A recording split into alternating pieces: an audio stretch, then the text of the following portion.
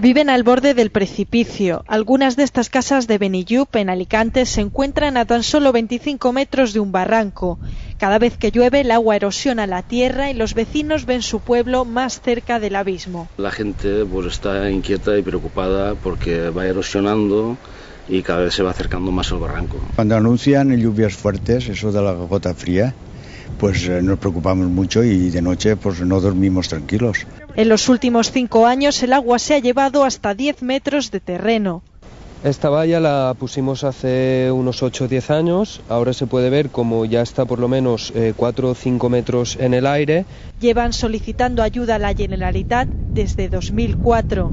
Los vecinos de estas viviendas viven pendientes de una solución. Cada vez son menos los metros de tierra que separan su hogar de este barranco. Cada vez que llueve el agua se lleva por delante la tierra y la vegetación.